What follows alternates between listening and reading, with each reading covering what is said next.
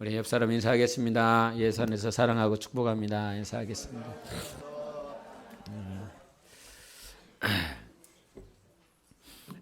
오늘은 60장 우리 1절 말씀만 한 번 더 보시겠습니다. 60장 1절 2절까지 보시겠습니다.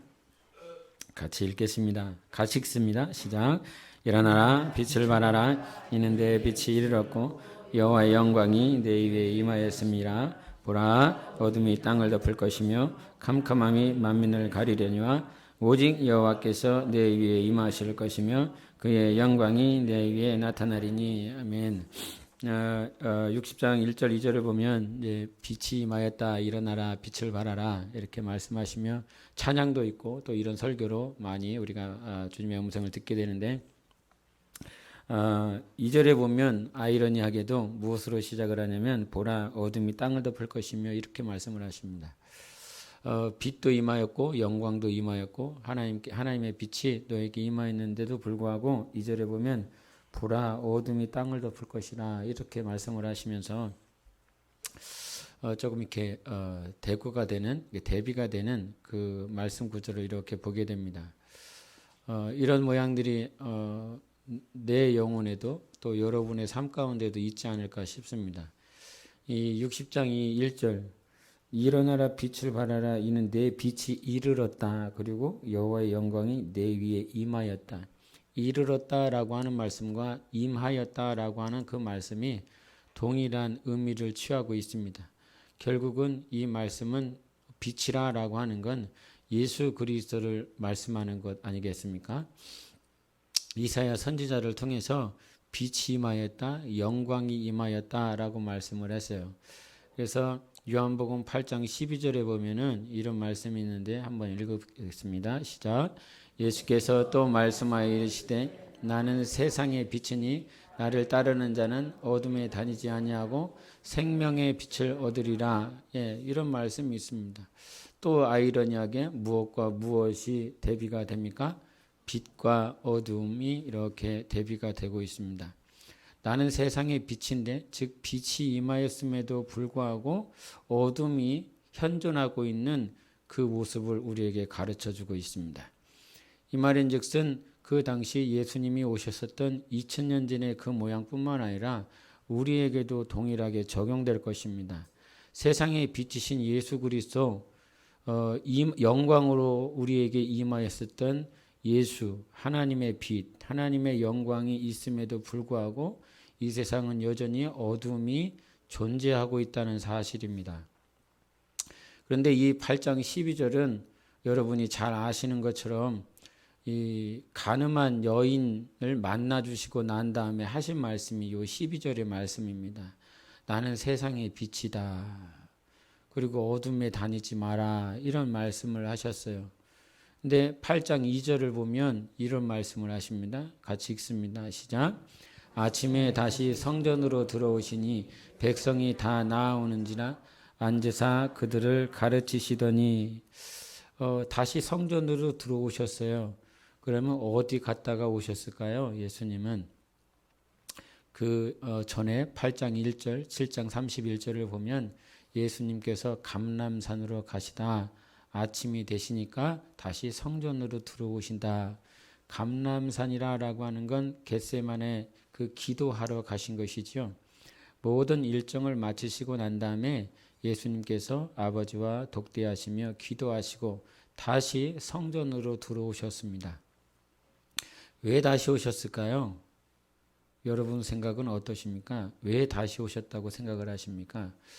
그 전날 예수님이 어떤 기도를 하셨을까요? 그 산속에서 정확히는 모르겠습니다. 안 나와 있으니까요. 저보고 안 나와 있는 것까지 설명해 달라고 하시면 안 되잖아요. 그죠? 궁금하시면 꼭 천국에 가셔서 여쭤보십시오. 지옥 가지 마시고 정말 궁금하신 분들은 끝까지 십자가 잘 붙잡으셔서 그때 뭐 기도하셨습니까? 그리고 왜 성전에 다시 가셨습니까? 근데 이제 제 생각이니까요. 제 생각이 틀렸다 맞았다를 논하는 시간이 아니니까 제 생각에 우리 주님은 전지하신 그 입장에서 주님을 이렇게 바라다 보면 이 여인을 만나고 싶으셨던 것입니다. 이 여인을 보고 싶었던 것이었습니다. 니고데모를 만나셨잖아요. 니고데모를 만나 주셨어요.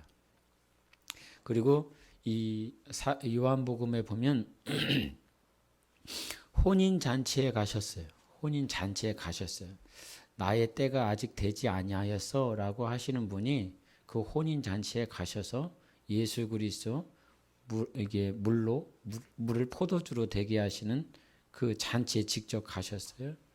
그리고 니고데모가 그날 밤에 오실 것을 알고 계시는 하나님이시지요. 그리고 사마리아 땅을 본래 유대인들은 가지 않습니다. 왜? 더러운 땅이니까. 귀신이 있는 땅이라고 생각을 하기 때문에 본래 사마리아를 거쳐가시지 않는 분이 그 사마리아를 반드시 가셔야 된다라고 성경은 말하고 있습니다. 왜 반드시 가셨어야 될까요? 예, 사마리아 여인을 만나셔야 됐기 때문이셨습니다.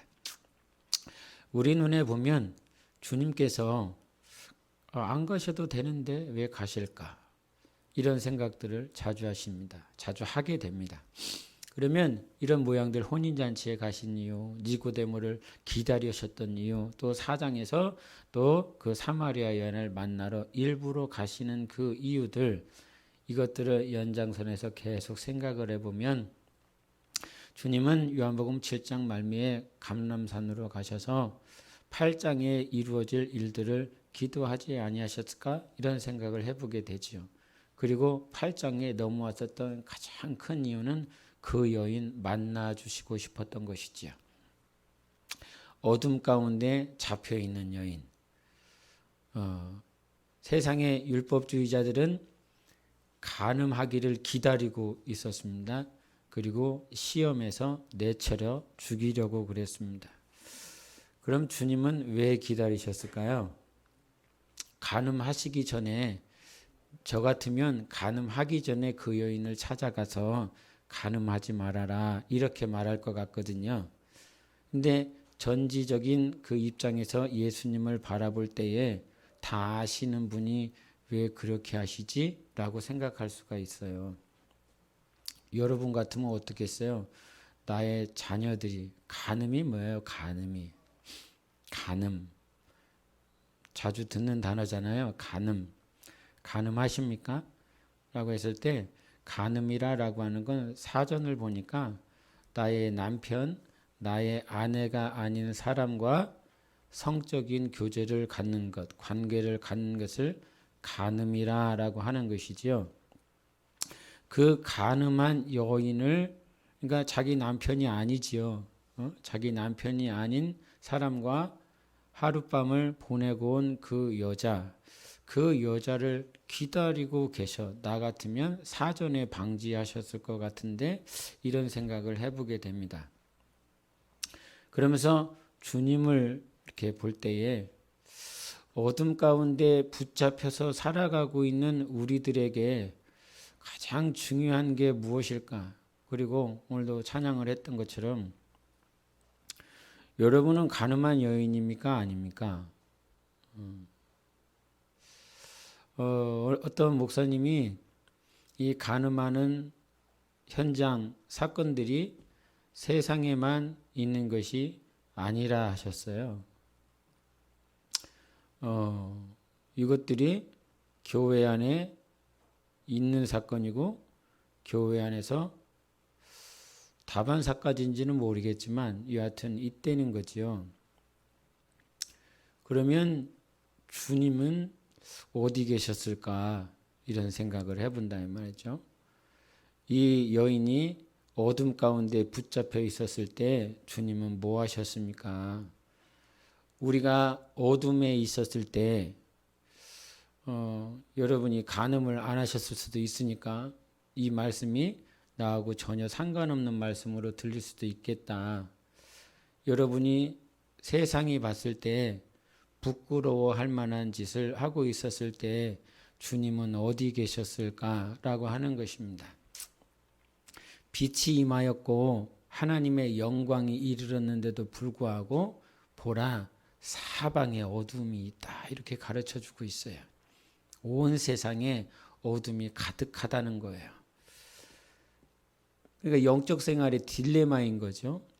예수님이 영광이시고 빛이신데도 불구하고 사방을 보면 어둠이고 어느 순간 나도 어둠에 붙잡혀서 살아갈 수밖에 없는 그런 모양들이 있다는 거예요. 에베소서 5장 3절과 7절에 보니까 이런 말씀을 하셨어요. 에베소서 5장 3절 시작. 음행과 온갖 더러운 것과 탐욕은 너희 중에서 그 이름조차도 부르지 말라. 이는 성도에게 마땅한 바니라. 7절도 5절 보여주세요. 5절 시작. 너희도 정녕 이것을 알거니와 음행하는 자나 더러운 자나 탐하는 자 곧 우상 숭배자는 다 그리스도와 하나님의 나라에서 기업을 얻지 못하리니. 여러분 3절 음행과 온갖 더러운 것과 탐욕은 누구 중에서라고 그래요? 너희 중에서 그 이름조차도 부르지 마라. 이 말은 그 에베소 성도들, 에베소 교인들이 이 이름을 부르고 있다는 겁니까? 없다는 것입니까? 예, 있다라고 하는 것입니다. 음행을 하고 있다는 것이고 온갖 더러운 행위를 하고 있다는 것고 탐욕을 가지고 있다는 사실입니다. 그래서 너희들은 이 이름조차도 부르지 마라라고 하는 거예요. 근데 여러분 에베소 교회를 알고 있듯이 이 에베소 교회는 창세전에 하나님의 뜻을 너무나 잘 알았던 교회였고 사도 바울이 3년 동안 이 교회를 하나님의 복음으로 진리로 양육했었던 교회 아닙니까? 오직 복음, 오직 진리, 하나님의 말씀 이것 가지고 진실되게 양육한 교회입니다. 그럼에도 불구하고 성도들 안에서 음행이라고 하는 건 음탕한 짓, 결국은 간음이고 간통이고 뭐 그런 거지요. 그러한 것들이 어디 안에 있다는 거예요?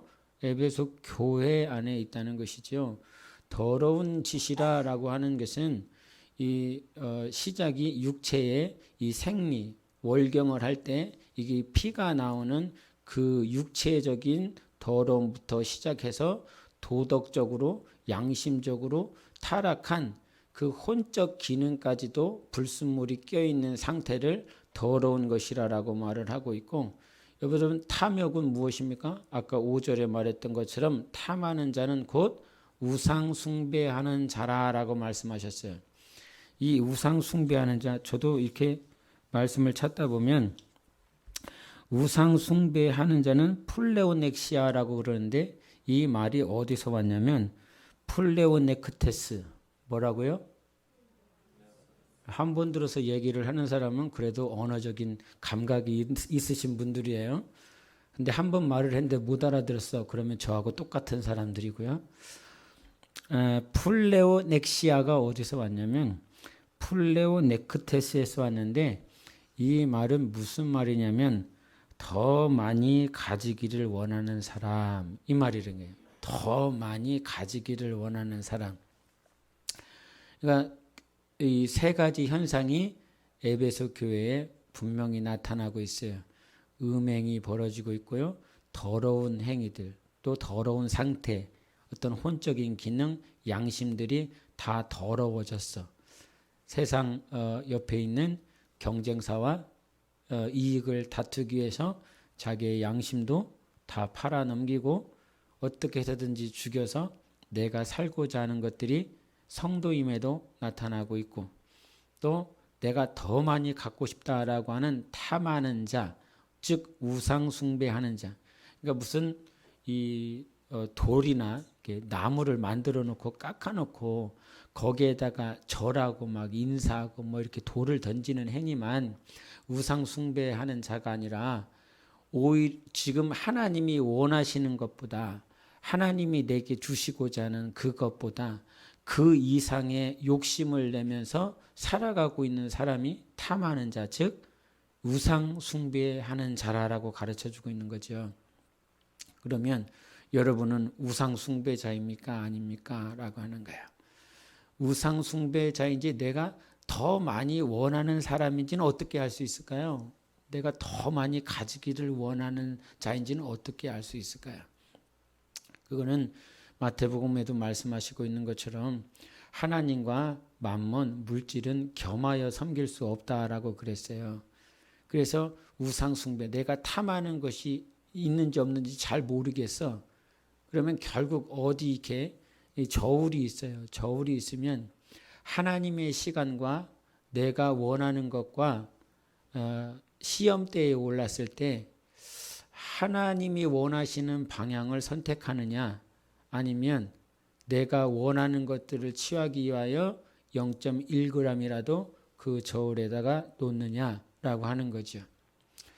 내가 하나님 앞에 예배를 드리러 와야 되는데 이 예배를 드리러 오는 나의 이 모양이 어느 순간 세상에서 취하고자 하는 그것이 더 많아져 버리면 나는 비록 돌이나 나무를 깎아놓고 절한 적도 없고 거기에다가 돌을 던진 적도 없고 이렇게 했지만 어느 순간 여러분은 자기 안에 탐하는 자, 플레오데크테스가 자기 안에 있다라고 말을 하고 있는 것이지요.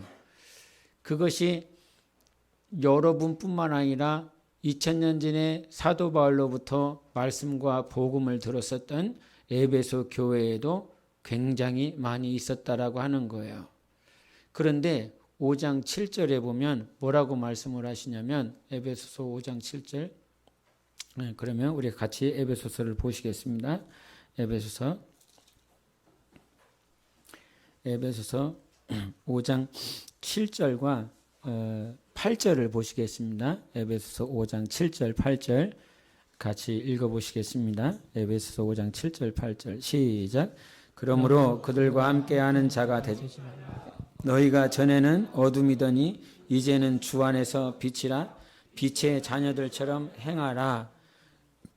그러므로 그들과 함께하는 자가 되지 말라. 교회 안에도 그러한 자들이 있고 교회 밖에도 그러한 자들이 있는 건 분명하지요. 그런데 여기서 확실히 말한 건 뭐냐면 그들과 함께하는 자가 되지 말라 그러셨습니다. 그들과 함께하지 말라. 저는 이 말씀이 굉장히 중요하다고 생각을 해요. 너무너무 중요하다고 생각을 해요. 우리가 아브라함의 조카였었던 롯이 있었지 않습니까? 롯이 어디로 가지요? 소돔과 고모라를 갑니다. 자기 눈에 봤을 때 너무 아름다운 곳, 너무 번성한 곳, 그곳을 향해서 갔습니다. 자기 눈에 좋은 곳 향해서 갔는데 거기 실제적으로 보니까 외형적으로는 아름답고 사람들이 혹할 만한 정말 큰 도시였음에도 불구하고 그 안에 실질적으로 영적으로 보니까 이 에베소 성도들이 취했었던 그런 모양들보다 더 형편없는, 더 타락한 그런 모양들이 있었습니다. 그래서 베드로서에 보면 이 베드로가 자기의 심령이 상하여지더라 이런 얘기를 하고 있어요. 의로운 롯이 그의 심령이 더욱더 상하여지는 모양들을 제 기억으로 베드로후서 2장인가 있을 거예요. 8절인가 9절인가 있는데 계속 상하여져 있다라고 하는 거예요. 그러면 그 소돔과 고모라에 들어갔고 자기의 심령이 상해갔기 때문에 롯은 거기에서 살려면 싸워야 됐습니까? 싸우지 말아야 됐습니까? 당연히 싸워야 되는 것이죠. 주님이 주시는 말씀과 하나님의 뜻을 알고 있기 때문에 당연히 싸울 수밖에 없습니다. 그런데 말씀드리고자 하는 건 성도들의 삶이 다 이렇다는 것이에요. 성도들의 삶이 내 눈에 보기 좋아. 저기는 아름다운 곳이야. 나를 만족시켜 줄 수 있는 곳이고 내가 거기서 성공할 수 있고 내 삶이 윤택할 수 있어 라고 하며 거기를 간다는 것이지요. 가고 나서 그때 싸움이 시작되는 거예요. 가고 나서 싸움이 시작되는 거예요. 거기서 말씀 붙잡고 예수님 붙잡고 하나님 살려달라고 기도하며 주님을 붙잡고 거기 들어가서 싸워요. 당연히 하나님이 기뻐하시지 않는 환경이기 때문에 이기려면 싸워야 되는 것이지요. 그런데 여러분, 거기서 싸워서 이길 수 있습니까? 없습니까? 제 생각인데 그거는 거의 불가능하다. 거의 불가능하다. 그러면 거의 불가능한 싸움을 하려 하지 말고 지금 내 눈에 보기 좋고 나를 성공할 수 있는 그러한 보기 좋은 삶 가운데 들어가기 전에 싸웠으면 좋겠다.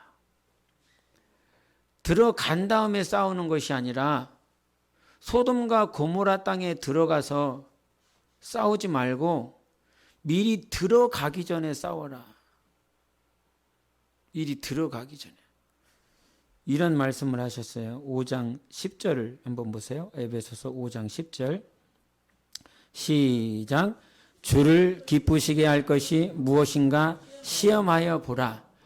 들어가고 난 다음에 주님을 어떻게 기쁘시게 할까 이런 싸움하지 마시고 소돔과 고모라 땅 들어가기 전에 주님을 기쁘시게 할 게 무엇인가, 주님을 어떻게 하면 기쁘시게 할 것인가.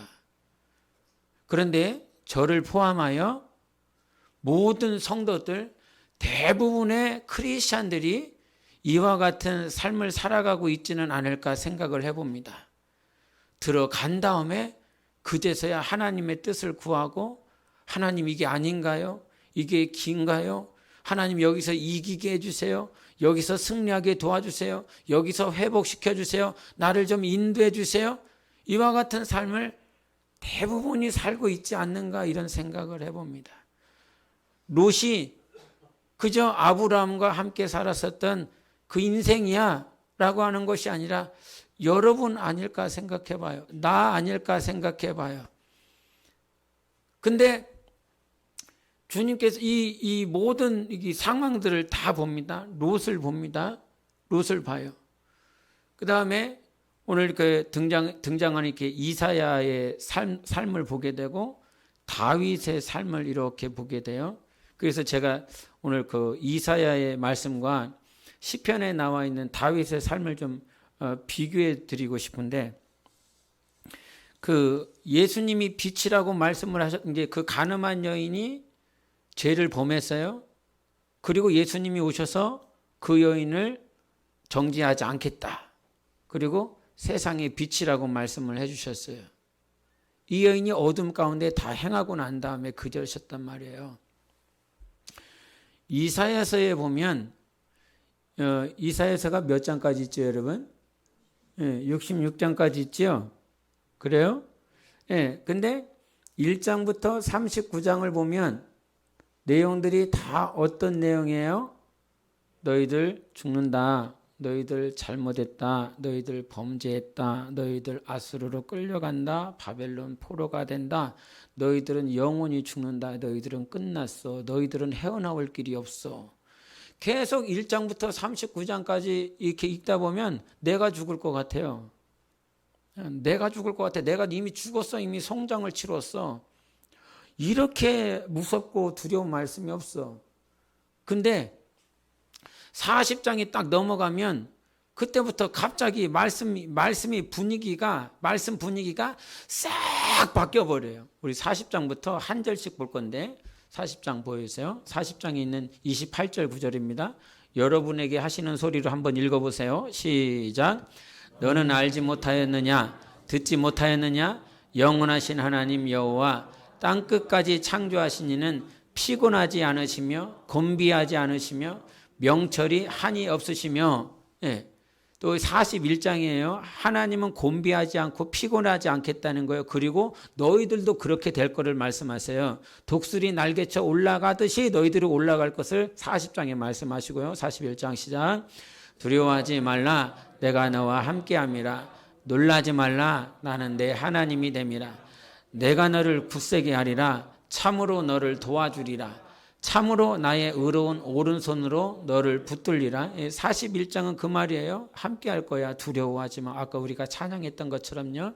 다시 42장을 보여주세요. 시작.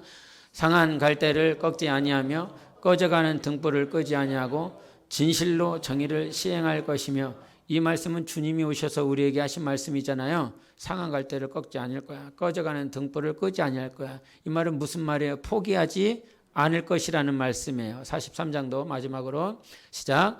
대저 나는 여호와 내 하나님이요 이스라엘의 거룩하니요 내 구원자임이라. 내가 애굽을 너의 속량물로 구스와 스바를 너를 대신하여 주었노라. 예. 구스와 스바가 어디냐면 에티오피아입니다. 예? 애굽이에요. 에티오피아예요. 주님이 나를 구원하시기 위해서 한 나라를 파셨어요. 애굽을 팔아서 나를 사셨고 에티오피아를 팔아서 나를 속량해 주셨어요. 과거 목회실이 지금의 재정실에 있었을 때 토요일 날 이 말씀을 읽었었거든요. 이 말씀을 읽으면서 얼마나 펑펑 울었는지 몰라요. 나 같은 존재를 구원하시기 위해서 애굽을 팔았다고? 나 같은 인생을 구원하시기 위해서 에티오피아 나라 한 나라를 파셨다고? 이 한국 땅덩어리 얼마나 됩니까? 근데 애굽은 더 큰 나라예요. 근데 그 더 큰 애굽이라고 하는 그 나라를 팔아서 나를 구원하셨다. 그래서 1장부터 39장까지는 계속해서 너희들 저주받은 인생이야, 범죄했어, 너희들 죽는다, 너희들 포로로 끌려간다. 그래놓고 40장 들어서면서 갑자기 두려워하지 말라, 함께 할 거야, 너희들은 곤비하지 아니할 것이다, 피곤하지 아니할 것이다, 내가 너를 구원할 것이다 라고 하면서 분위기가 계속 바뀌어요. 바뀌면서 오늘 60장에 하는 말이 너희들에게 빛이 임하였다는 거예요. 빛이 이르렀고 하나님의 영광이 임하였다라고 가르쳐주고 있어요. 그러면서 66장에 나가면서 하는 말이 뭐냐면 모든 자들이 다 돌아올 것이다 라고 가르쳐주고 있어요. 모든 자들이. 그 말씀이 오늘 60장에도 나와 있는데요. 60장 4절을 한번 보겠습니다. 60장 4절 시작. 내 눈을 들어 사방을 보라. 무리가 다 모여 내게로 오느니라. 내 아들들은 먼 곳에서 오겠고 내 딸들은 안기어 올 것이라. 예. 저희 이 말씀이 여기서 너라라고 하는 존재는 시온을 말을 하고 예루살렘을 말을 하는 거예요. 근데 온 사방에서 야 봐봐, 지금 봐봐, 너희들 봐봐, 눈을 떠서 한번 봐라. 봤는데 모든 열방에 있는 민족들이 다 어디를 향해서 오냐면 시온 예루살렘을 향하여 다 돌아오는 것입니다. 여러분, 마지막 때에 말세에 우리가 태어났고 예수 그리스도가 오셨습니다. 그리고 이 말세의 이 끄트머리에 하나님께서 회복하실 것이 있는데 시온과 예루살렘을 향하여 모든 열방과 민족이 거기를 향하여 나아갈 것입니다. 그리고 거기서 회복되어지는 것이 무엇이냐면 60장 7절을 한번 보세요. 60장 7절 시작. 게달의 양무리는 다 내게로 모일 것이요 느바요의 순양은 내게 공급되고 내 제단에 올라 기꺼이 받음이 되리니 내가 내 영광의 집을 영화롭게 하리라.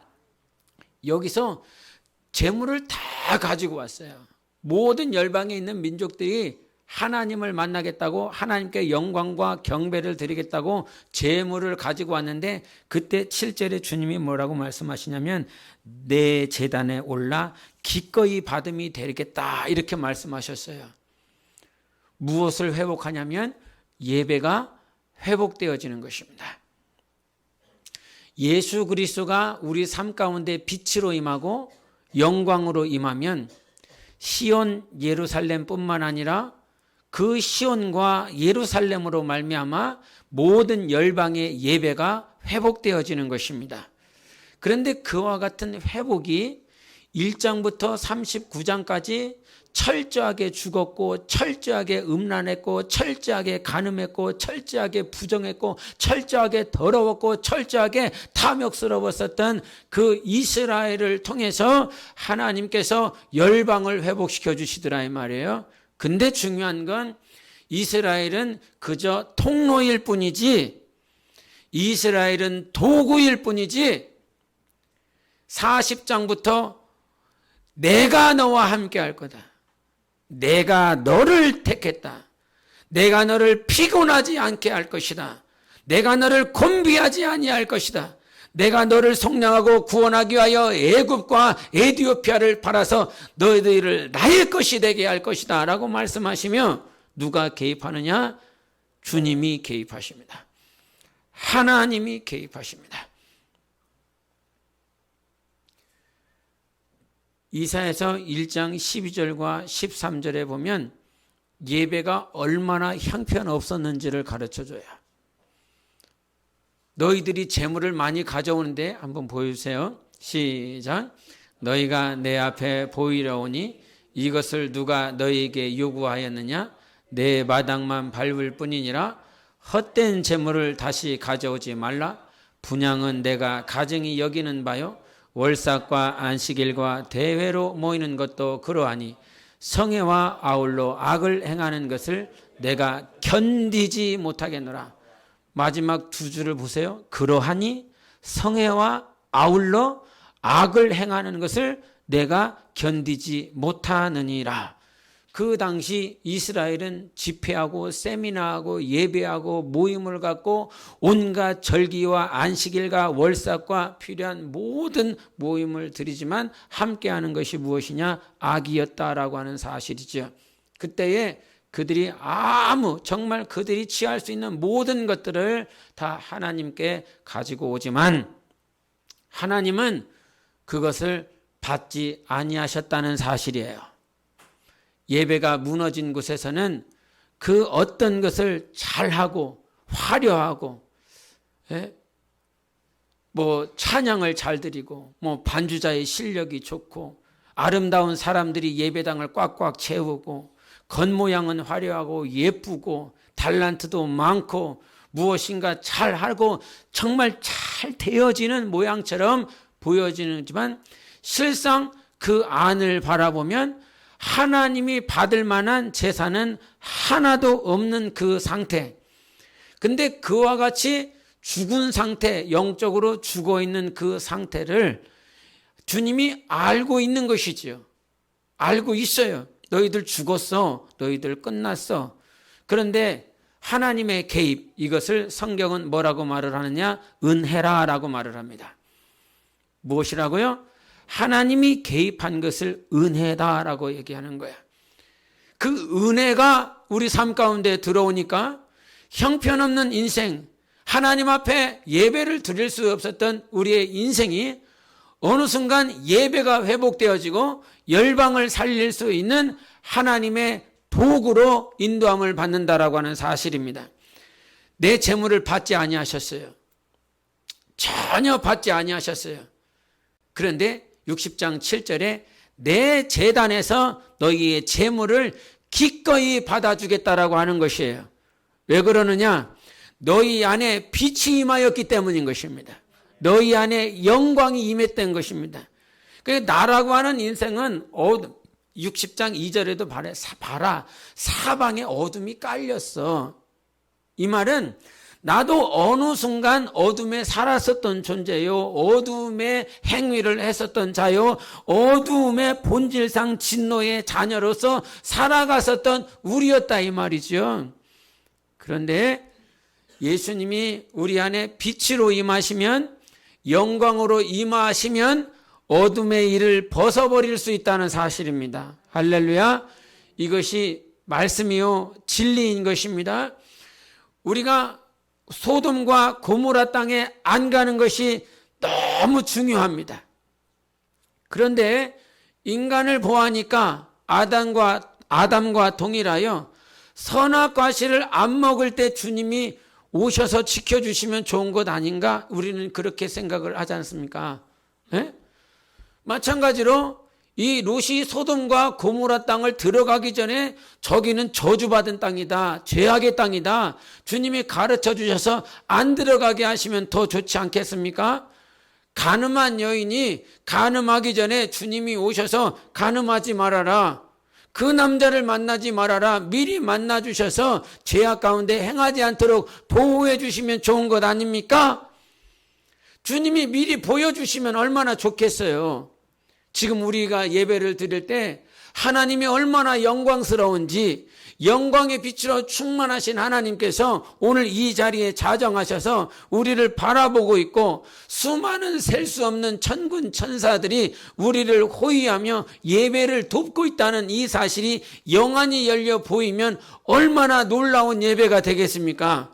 그런데 그러한 주님께 간구, 그러한 고백을 드려보지만 그냥 주님이 우리의 눈을 열어주시지 않고, 생각을 해보세요. 가나안 땅, 그 젖과 꿀이 흐르는 땅을 다 보여주시면서 이 땅으로 들어갈 거야, 내가 저들을 다 물리칠 거야 라고 하는 것들을 다 보여주시며 그 광야에서 인도하셨다면 다 들어가지 않겠습니까?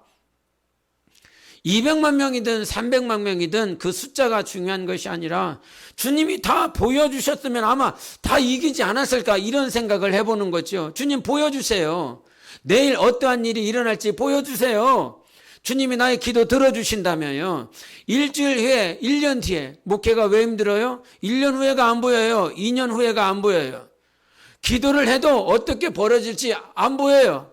그런데 주님께서 1년 후에 이런 일들이 벌어질 거다, 2년 후에 이와 같은 현상들이 벌어질 거야, 계속 10년, 20년 우리의 먼 미래까지 다 보여주신다면 아, 이것이 있을 거야.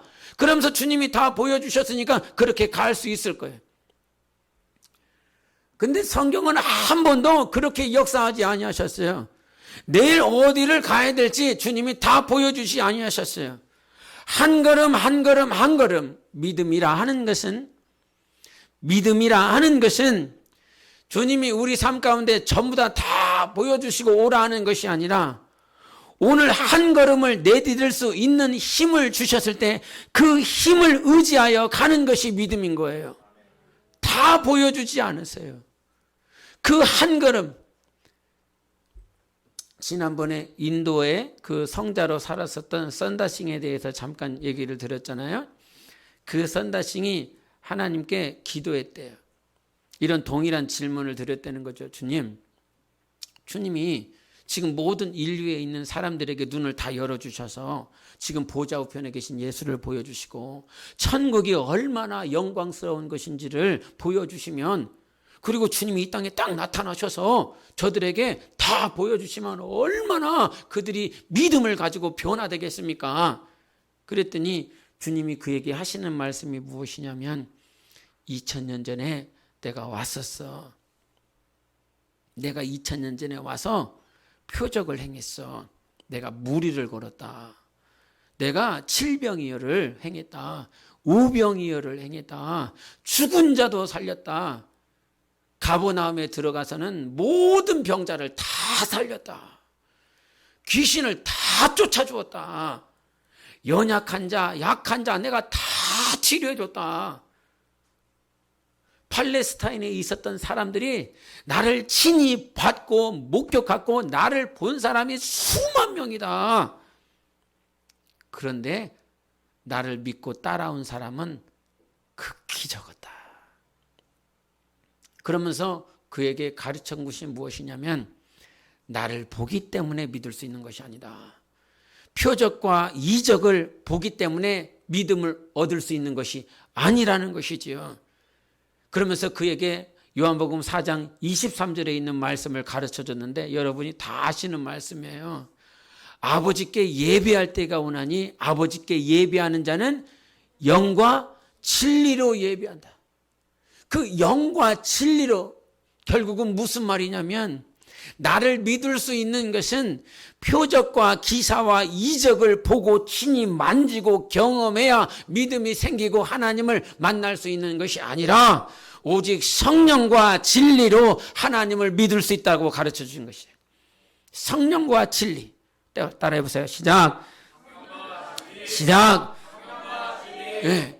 성령과 진리만이 하나님을 믿을 수 있도록 하란다는 거예요. 그래서 여러분, 우리의 믿음이라고 하는 것은 보이는 것으로 인한 것이 아니라 보이지 아니하시는 하나님의 영이 우리 안에서 도우실 때에 하나님을 온전히 믿을 수 있는 것입니다. 그래서 이와 같은 인생들, 하나님의 빛이 임하고 하나님의 영광이 임할 때에 비로소 우리는 변화되어질 수 있는 것이에요. 표적과 이적이 아니라 하나님의 빛이 임하도록, 하나님의 성령이 우리 안에 임하시도록, 그 성령이 임하실 때에, 그래서 이사야서도 잘 보세요. 가늠한 여인이 죄를 범하였고 이 죄를 범했었던 그 여인에게 예수님이 오셔서 정죄하지 않고 그에게 세상의 빛을 보여주셨어요. 누구인지를 가르쳐 주셨어요. 이사야서를 통해서도 이 죄악 많은 이스라엘에게 예수 그리스도가 빛이다라고 가르쳐주고 그 빛 대신 예수 그리스도로 말미암아 이스라엘이 회복되어진다 이 말이죠. 이스라엘이 회복되어지는 것은 예배를 통해서 알 수 있어요. 교회가 예수 그리스도의 빛으로 충만하다라고 하는 것을 어떻게 알 수 있냐면 예배를 통해서 알 수 있어요. 예배가 하나님 앞에 나오는 것이 기뻐. 예배를 드릴 때 내 영혼이 뜨겁고 내 영혼이 충만하고 말씀이 들리고 말씀이 감동이 되고 말씀이 살아서 내 안에 역사되어지고 있어. 그것이 정말 빛이 임한 자의 증거라. 예수 그리스도의 영광이 임한 자들이라는 거예요. 그러나 빛이 없고 영광이 없는 자들에게는 그 예배가 절대로 회복되어지지 않는다 이 말이죠. 시편 51편에 보면 다윗이 밧세바를 범합니다. 그 밧세바를 범하고 난 다음에 내가 하나님 앞에 범죄했습니다. 그래요. 그리고 나서 이 시편 51편 16절 17절에 보면 하나님이 어떠하신 분이시냐면 그분은 같이 읽어보겠습니다. 시작. 주께서는 제사를 기뻐하지 아니하시나니 그렇지 아니하면 내가 드렸을 것이라. 주는 번제를 기뻐하지 아니하시나이다. 지금 주님께서 뭐라고 그래요? 16절에 주님은 안 기뻐한다는 거예요. 뭘요? 제사를, 번제를. 근데 이 상태가 어떤 상태냐면 밧세바를 범하고 죄를 범한 그 상태예요. 죄를 가지고 와서 하나님 앞에 드려지는 어떠한 제물도 주님은 받지 아니하신다라고 하는 거예요. 근데 갑자기 19절을 보겠습니다. 시작. 그때에 주께서 의로운 제사와 번제와 온전한 번제를 기뻐하시리니 그때에 그들이 수소를 주의 제단에 드리리이다. 근데 19절 마지막 말미에 가서는 제사가 어떤 제사가 됐어요? 의로운 제사가 됐어요. 번제는요? 온전한 번제가 됐어요. 16절에는 너희들의 제사와 번제를 받지 않겠다라고 하셨어요. 근데 19절에는 그 제사 앞에 뭐가 있어요? 의롭다. 그리고 번제 앞에는 뭐가 있어요? 온전한 번제를 주님께서 기뻐 받으시겠다는 거예요. 근데 이 제사 번제를 받지 아니하셨던 이 주님께서 왜 19절에는 갑자기 의로운 제사고 또 온전한 번제라고 말씀을 하시냐면 이 다윗이 하나님 앞에 하나님 내 안에 정직한 영을 회복시켜 주소서. 정말 정직한 마음, 정한 마음과 정직한 영을 창조하여 주시고 회복시켜 주시고 성령을 거두지 마시옵소서라고 계속 기도하는 것이라 이 말이에요. 그러면 주님이 오늘 왜 의로운 제사, 온전한 번제로 지금 다윗의 제사, 다윗의 번제를 받아주시냐면 그 제사가, 그 번제가 크고 번성하기 때문에 받아주시는 것이 아니라 그 다윗의 심령이 어떻게 변화되어지는 것, 정한 마음과 정직한 영으로 창조되고 회복되어지기 때문에 가능한 것입니다. 그래서 정한 마음과 정직한 영, 성령으로 하나님 앞에 제사 드려질 때에 비로소 하나님이 받으시는 제사, 예배가 되어지는 거예요. 그러니 정말 우리가 이 땅에 살아있는 동안 반드시 해야 될 것은 무엇이냐면 하나님의 영이 우리를 붙잡아 주시고 빛이 임하여 영광이 임하여야 되는 거예요. 어둠이 아무리 짙어도 빛이 있는 것에 승리가 있어요. 정말 어둠이 아무리 짙어도 새벽녘에 어둠이 가장 진하지 않습니까? 그 새벽녘에 올라오는 그 별이 얼마나 밝습니까? 지금이야 막 공기다가 오염돼서 하늘에 별이 보이지 않지만 그 새벽녘 가장 진할 때에 어둠이 칠흑같이 진하게 퍼져 있을 때에 하나님은 우리에게 빛을 주시고 영광을 주시는 하나님이세요. 정말 여러분의 삶이 지금 어둠으로 칠흑같이 있는 그때에 우리를 살리셔서 지금 여러분의 삶이 이사야서 1장부터 39장까지 너는 죽일 놈이다, 너는 죽일 년이다, 너는 포로다, 너는 죽었다, 너는 범죄했다, 너는 저주받은 놈이다 라고 말씀했다라고 할지라도 40장에 들어가서 너는 곤비하지 아니할 것이다, 너는 피곤하지 아니할 것이다, 너는 독수리 날개쳐 올라갈 것이다, 내가 너와 함께하리라, 두려워하지 말라, 내가 너를 복주고 복주리라 하실 수 있는 분은 하나님 한 분밖에는 없다는 사실인 것입니다. 그래서 여러분, 우리에게는 내 영혼의 변환점, 내 영혼의 전환점이 있는데 바로 그가 세상이 비치신 예수 그리스도세요. 요한복음 1장 4절에 요한복음 1장 1절부터 4절까지 뭐라고 말씀하십니까? 태초에 말씀이 계시니라. 이 말씀이 하나님과 함께 계셨으니 이 말씀은 곧 하나님이시니라. 그가 태초에 하나님과 함께 계셨고 만물이 그로 말미암아 지은 바 되었으니 그가 없이는 하나도 지은 바 된 것이 없느니라. 만물이 1장 4절 뭐라고? 만물이 그로 말미암아 지은 바 되었으니 아니지, 그거 아니고 그 안에 생명이 있었으니 이 생명은 사람들의 빛이라 그랬단 말이에요. 그러니까 빛이라고 하는 건 뭐예요? 예수 안에 뭐가 있는 거예요? 생명이 있는 거예요. 빛이 임했다라고 하는 건 뭐냐면 이 어둠 가운데 빛이 뭐예요? 이거냐? 조명등에서 오는 것이 빛이냐? 아니면 태양에서 비춰지는 그 빛이 빛이냐? 그것에는 생명이 없어요. 하나님이 말씀하신 빛은 어둠 가운데 있는 자들에게 빛을 비쳤는데 그 빛은 바로 생명이라 가르쳐주고 있는 거예요. 그래서 빛이 임하면 우리 안에 생명의 역사가 있어야 되는 거예요. 살아나는 역사가 있어야 되는 거예요. 그것이 뭐냐? 말씀이요. 말씀, 그 안에 하나님 안에 빛이 있고 생명이 있는데 그것이 말씀이라 이거예요. 그래서 하나님 정말 내 안에 빛이 임하게 도와주시옵소서. 그 빛이 임하여 어둠을 몰아내게 하여 주시옵소서. 그것이 우리의 영적 생활이라. 여러분, 소돔과 고모라 땅에서도 필요한 것이 빛이요 생명일 것입니다. 어둠이 가장 진하게 있는 그곳에 정말 필요한 것이 빛일 것입니다. 그런데 여러분, 소돔과 고모라 땅 안에만 빛이 필요한 것이 아니라 소돔과 고모라 땅 안에 들어가서 비로소 필요한 것이 빛이 필요한 것이 아니라 소돔과 고모라 땅 밖에도 여전히 어둠인 것입니다. 소돔과 고모라 땅만 어둠이 아니라 소돔과 고모라 땅 밖에도 어둠인 것입니다. 영적으로 타락하고 영적으로 부정한 것이라 이 말이에요. 소돔과 고모라 땅에서 주여 내게 빛을 비춰주시옵소서가 아니라 그 땅 들어가기 전에 이미 나에게 필요한 기도는 주여 이곳에 빛을 비춰주시옵소서, 하나님의 영광을 비춰주시옵소서.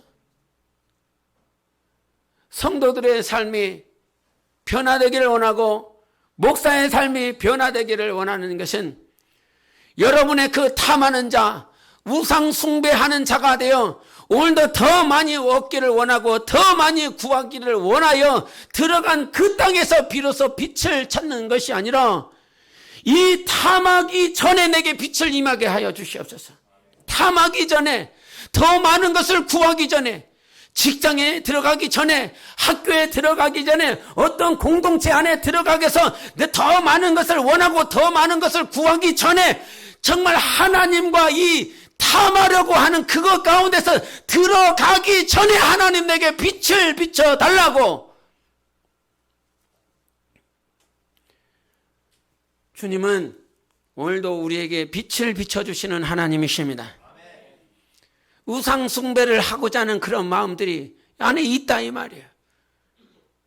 사랑으로 하나 되는 우리 교회가 아니라 우리 교회뿐만 아니라 이미 2000년 전에 사도 바울에게 친히 성령이 충만하고 막 성령의 은사가 나타나서 하나님의 살아계심을 친히 봤었던 에베소 성도들에게도 그와 같은 현상들이 계속 나타났다라고 하는 거예요. 그때 뭐라고 말을 했냐면 들어가서 한번 이겨봐 이렇게 말하지 않아요. 들어가고 난 다음에 소돔과 고모라 땅에 들어가서 그래 거기서 나를 한번 의지하고 막 기도하고 막 철회하고 금식하고 막 그렇게 해보라고 그렇게 말하지 않아요. 아까도 읽었지만 5장 7절에 그러므로 어둠 가운데 있는 이런 행위가 있는 그런 세상 가운데서 그러므로 그들과 함께 하는 자가 되지 말라 이렇게 얘기했어요. 처음부터 그들과 함께 하지 말라 이렇게 얘기했어요. 처음부터 그렇게 하지 말라고. 그런데 우리는 그들과 함께 하고 난 다음에 그들과 다 하고 난 다음에 그런 것이 바로 우리들이에요. 예? 들어가기 전에 다 그들과 함께 하지 않는 영성과 영감이 있으면 정말 좋겠는데 다 들어가고 난 다음에 우리는 그와 같은 것들을 하려 한다 이 말이에요. 그럼에도 이사야 선지자를 통해서 우리에게 말씀하신 것이 무엇이냐면 거기 안에 들어가서 범죄하고 타락하고 포로로 끌려가고 막 죽을 것 같은 그런 순간에도 하나님은 우리에게 빛을 비춰주신다는 사실이에요. 이게 은혜라고요. 우리 주님은 우리가 소돔과 고모라 땅에 들어가기 전에도 빛을 비춰주시는 분이세요. 그리고 소돔과 고모라 땅에 들어갔음에도 불구하고 하나님은 우리에게 빛을 비춰주시는 하나님이시라 이 말이에요. 아무도 들어가려고 하지 않아. 그 소돔과 고모라 땅에는 롯을 구원하려고 하는 자가 아무도 없어. 그런데 그 소돔과 고모라 땅에 하나님께서 여호와의 사자를 하나님께서 친히 보내주시지 않습니까? 그리고 그를 보내주셔서 그들을 끌어주시는 분이 바로 우리 하나님이시라는 거예요. 여러분, 우리 삶에 하나님의 빛은 어두웠었던 적이 없습니다. 하나님의 영광은 한 번도 힘이 없었던 적이 없습니다. 오늘도 하나님의 빛과 하나님의 영광은 우리 삶 가운데 충만하게 비치고 있는 것입니다. 우리의 눈이 가려진 거예요. 우리의 영혼의 눈이 가려져서 빛이 안 보이는 거예요. 정말 하나님 아버지, 우리의 영혼이 열려서 빛 대신 예수 그리스도를 보게 하여 주시옵소서. 영광으로 충만하신 예수 그리스도를 봐서 정말 이 세상에서 승리하게 하여 주시옵소서. 정말 하나님이 원하시는 것을 구하며 사세요. 여기 한번 사진 보여줄래요? 사진. 얘 누군지 알아요? 얘 누구냐? 서가 얘 누구냐? 그 두영아 누구냐 얘?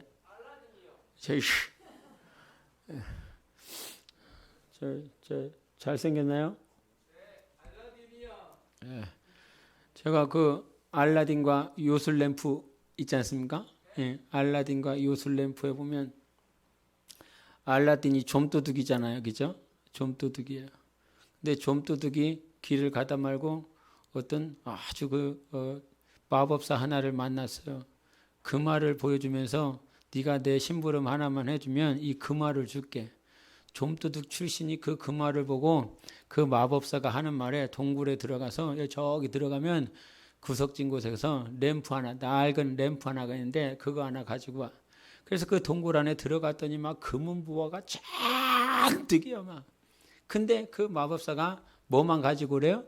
램프 하나만 갖다 달라는 거예요. 그래갖고 램프를 가지고 오려고 하는데 이상하다. 이게 금은 부화가 엄청 많은데 왜 이 낡은 램프를 가지고 오라고 했을까?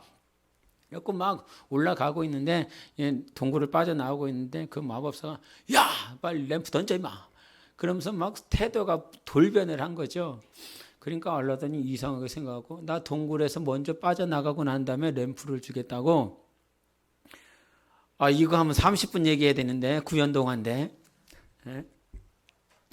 그래갖고 여하튼 이게 감옥에 갇혔어. 감옥에 갇혔는데 그 마법사가 이렇게 동굴에 떨어뜨린 그 반지 하나가 있어요. 그 반지 하나 있어서 그 반지를 모르고 이렇게 비볐더니 그 반지에서 이렇게 저는 말고 다른 요정인가 요정이라고 해야 되나 다 저렇게 생겨 먹어갖고 그런 놈이 하나가 나왔어. 하나가 나와갖고 소원이 뭐냐고 그랬더니 나 집으로 좀 데려달라고. 그래갖고 그 낡은 램프를 가지고 집에 딱 도착을 한 거예요. 도착을 해갖고 낡으니까 그 램프를 이렇게 딱 깨끗하게 닦겠다고 닦았더니 뭐가 나왔어요? 제가 나왔어요. 제가. 진이라고 하는 놈이 나왔어요. 그래갖고 야 내가 400년 동안 여기에 갇혔는데 네가 왜 나를 불러내냐고, 네 소원이 뭐냐고. 그래서 3가지만 얘기하라고 그랬더니 뭐 이렇게 해갖고 뭐 맛있는 거 해달라고 그러고 막 이렇게 해갖고 막 소원을 3가지를 막 들어주고 제가 막 떼부자가 되고 자스민이라고 하는 그 공주하고 막 결혼을 하게 되고 막 그랬단 말이에요. 그래갖고 이 알라딘이 떼부자가 됐다라고 하는 사실을 그 마법사가 알아갖고 몰래 와갖고 새 램프를 들고 와갖고 막 소문을 내면서 집안에 낡은 램프가 있으면 그 낡은 램프하고 이 새 램프를 바꿔주겠다 그랬더니 그 공주가 그 낡은 램프에 저 진이가 있는지를 모르고 그 낡은 램프를 가지고 와서 그 새 램프하고 바꿔갖고 그냥 가버렸네. 그래갖고 그 마법사가 그 낡은 램프를 다시 비벼갖고 진이를 불러내갖고 소원을 뭘 빌었냐면 알라딘하고 저 성하고 저 공주를 다른 나라로 멀리 보내버리라고. 그래갖고 멀리 보냈네. 근데 길어. 여하튼 길어. 뭔 얘기를 하고 싶으냐면, 그래갖고 결국은 또 알라딘이 가갖고 거기서 이제 그 램프를 찾아갖고 그 마법사를 빨리 보내갖고 그 다시 이제 그 공주하고 그 성하고 다시 되돌아오는 게 그런 얘기래요. 그런 얘기래. 근데 뭔 얘기를 하고 싶으냐면, 저놈이 누구한테 기도 부탁을 받았어요? 알라딘에게 기도 부탁을 받았죠. 그리고 또요, 마법사에게 기도 부탁을 받았어요. 근데 여기서 우리가 좀 생각해 봐야 될 게 뭐예요? 저놈은 기도를 부탁하는 사람이 뭘 기도를 하고 있는지 기도 내용, 그 기도 내용에 대한 옳고 그름을 따져요? 안 따져요? 안 따져요. 그냥 자기를 불러내면 그냥 들어주는 거예요. 그리고 이놈이 기도를 하는데 그 기도 내용에 가치가 있는 건지 의미가 있는 건지 선한 건지 악한 것인지 쟤는 따지지 않고 그냥 다 들어주는 것이라 이 말이죠. 그런데 여러분 전도서 5장 1절에 이런 말씀하셨어요. 같이 읽어보세요. 시작. 너는 하나님의 집에 들어갈 때 내 발을 삼갈지어다. 가까이하여 말씀을 듣는 것이 우매한 자들이 재물을 드리는 것보다 나으니 그들은 악을 행하면서도 깨닫지 못함이니라. 아멘. 여기서 악을 행하면서도 얘네들은 뭘 잊지 않아요? 재물 드리는 걸 잊지 않아요. 왜 그럴까요? 악을 행하면서도 더럽게 살면서도 제사 가운데 와서 꼭 재물을 드리네. 왜 그럴까요? 네. 아까 하나님을 진이처럼 생각하기 때문에 그런 거예요. 내가 하나님 앞에 비록 악을 행하지만 하나님 앞에 제사, 제물을 드리면 하나님께 더 많은 것을 받을 수 있을 것이라 생각하며 그것을 구하고 있다 이 말이죠. 지금 내가 하나님, 살아계신 하나님, 옳고 그름을 판단하시는 하나님, 가치와 의미가 무엇인지를 알고 계시는 하나님 앞에 나는 마치 진이처럼 하나님을 생각하며 하나님 이거 들어주세요. 하나님 이거 들어주세요. 하나님 이거 들어주세요. 근데 우리 하나님은 그 진이와 달라서 옳은 것이 무엇인지 알아요. 그런 것이 무엇인지 알아요. 가치가 무엇인지, 너에게 도움이 되는 것이 무엇인지, 너의 영혼이 어떻게 하면 살 수 있는지 우리 하나님은 다 알고 계세요. 그래서 너의 기도가 응답되지 아니하여도 하나님의 응답인 것이에요. 그래서 주님 앞에 지금 옳고 그름, 가치와 의미 우리 하나님은 다 아시기 때문에 그저 램프 두들겨 갖고 하나님 들어달라고요, 하나님 들어달라요 하는 것이 아니라 주님께서 내 영혼 안에 빛이 임하고 영광이 임하여 그 뜻대로 그 빛이 가르쳐 주시는 대로 빛에는 뭐가 있다? 생명이 있다. 나의 기도가 빛 가운데서 기도하면 그 기도 내용은 내 영혼에게 생명이 느껴지는 것이에요. 저의 영혼을 위해서 하나님 제가 저거가 필요하대요. 저거를 놓고 기도합니다. 근데 내 영혼 안에서 기도하는데 이게 생명으로 느껴지지 아니하냐? 옳고 그름 선으로 느껴지는 것이 아니라 악으로 느껴져. 그러면 그 기도 끝마쳐야지. 그 기도 거기서 스톱해야지. 그런데 우리는 그렇게 하지 아니한다고요. 소돔과 고모라 땅에 들어가기 전에 하나님 빛이 임하고 영광이 임하게 하소서 이렇게 기도해야 되는데, 들어가고 난 다음에 가서 그제서야 기도한다 이거예요. 여러분, 하나님이 우리 교회를 사랑하시고 여러분 영혼을 진실로 사랑하십니다. 정말 빛이 있어서 생명을 경험하고, 이 생명은 하나님의 말씀만이 여러분 영혼을 위태한 가운데서 다 구원하시는 하나님이세요. 여러분의 옳고 그름이 아시잖아요. 여러분 안에 성령이 임하였기 때문에 성령이 무엇을 요구하시는지 아시잖아요.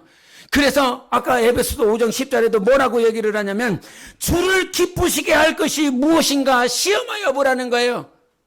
어둠 가운데 있는 자들아, 어둠 가운데 있는 그들을 확실히 다 잘라버리고 함께하는 자가 되지 말라. 그들과 함께하는 자가 되지 말고 생각해봐. 주를 기쁘시게 할 것이 무엇인지, 그리고 주님을 시험해보라는 거예요. 네 자신을 시험해보라는 거예요.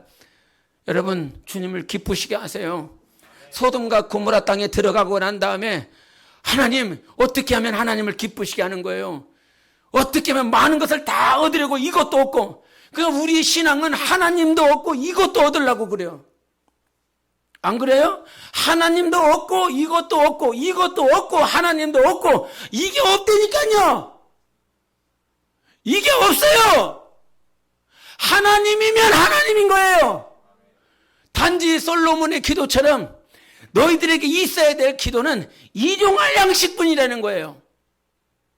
하루하루 하나님께서 공급하여 주시는 그것으로 살고 하나님께 가까이 가라는 거예요. 할렐루야! 그거란 말이에요. 더 많은 것을 구하려고 하지 마. 이 땅에서 더 많은 것을 구하려고 하지 마. 하나님이면 충분하고 하나님이면 전부야. 그래서 많은 사람들이 넓은 길로 간 이유가 그것 때문이에요. 넓은 길로 갈 수밖에 없었던 이유가 그거라고. 너는 안 그럴 것 같지? 당신은 안 그럴 것 같죠? 당신도 어느 순간 넓은 길로 갈 수밖에 없어. 이 세상에 그래. 보라, 사방에 어둠이 짙게 깔렸다는 거예요. 그러나 그 어둠에서 우리를 이기게 할 수 있는 것은 예수 그리스도의 빛이라 이 말이요, 생명이라 이 말이요, 말씀이라 이 말이요. 이게 아니고서는 이길 수 없어. 말씀이 아니고서는 이길 수 없어. 절대 못 이겨. 소돔과 고모라 땅에 들어가서 이길 수가 없다니까. 소돔과 고모라 땅에 들어가서 심령이 계속 상하여지고 있어. 계속 상하여지고 있는데도 불구하고 자기 스스로를 이길 수가 없다니까. 우리에게는 하나님이 필요한 거예요.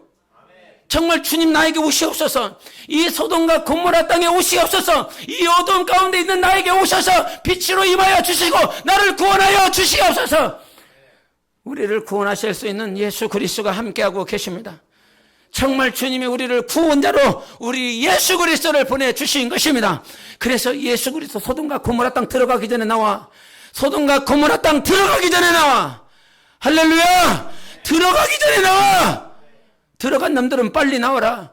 오늘도 주님께서 빛을 임하였고 영광으로 임하였기에 시온과 예루살렘을 향하여 나아가는 그 예배의 현상, 그 예배가 회복되어지지 못하고 예배가 무너지는 그 자리는 바로 지금 어둠에 짙게 깔린 내 영혼이 거기에 취하여 있는 것이라 이 말이요. 빛이 임하면 뭐가 회복된다? 예배가 회복되어진다는 거예요. 이게 먼 열방에서도 찾아오는 것이 예배요. 아무리 멀어도, 아무리 갈 수 없는 이국 땅이라고 할지라도 시온과 예루살렘을 향하여 빛이 임하였고 영광이 임하였고 다 찾아온다는 거예요. 근데 예배가 멀어지잖아. 빛이 임한 사람들아, 그들과 함께하지 말아라. 주를 기쁘시게 할 것이 무엇인가 시험하여 보라. 의로움과 완전함과 정말 모든 정직한 일로 나오라. 그래서 우리 에베소서 5장 14절 있습니까? 같이 읽어보십시다. 시작. 그러므로 이르시기를 잠자는 자여 깨어서 죽은 자들 가운데서 일어나라. 그리스도께서 너에게 비추이시리라 하셨느니라. 아멘. 지금 어떤 자들이라는 거예요? 어둠 가운데 있는 자들이 어떤 자라는 거예요? 잠자는 자고 있다는 거예요. 지금 잠자고 있어. 잠자고 있어. 의식이 없어. 내가 지금 어둠 가운데 있는지, 잠자고 있는지, 죽어 있는지 의식이 없어.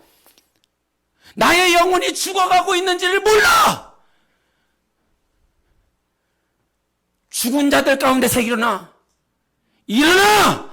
죽은 자들 가운데서 일어나! 그러면 주님께서 네 영혼에 빛을 비춰주실 거다. 빛을 비춰주신다.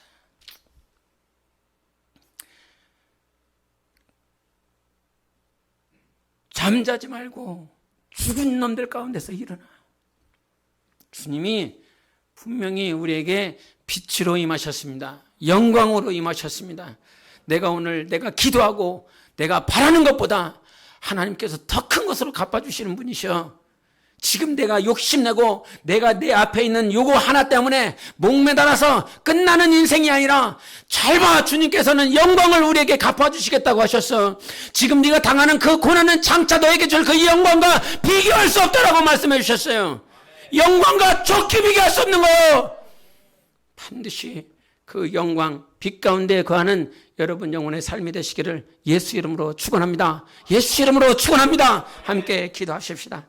하나님 아버지, 가늠한 인생을 다시 구원하여 주시고 영광의 빛을 보게 해주시니 감사합니다. 그 영광 가운데 내가 걸어가게 하여 주시옵소서. 하나님, 소돔과 고모라 땅에 있다면 주님 내 영혼의 빛을 비춰 주시옵소서. 시온과 예루살렘을 향하여 모든 열방이 나아가고 있습니다. 우리 하나님께서는 그 뜻을 이루실 것인데 그 뜻을 이루는 통로가 되게 하여 주시옵소서. 소돔과 고모라 땅에 들어가지 말아라. 만약에 들어갔다면 예수의 빛을 구하라. 예수의 말씀을 구하라. 예수의 영광을 구하라. 우리 하나님 내 영혼을 인도해달라고 예수여 주고 기도하겠습니다.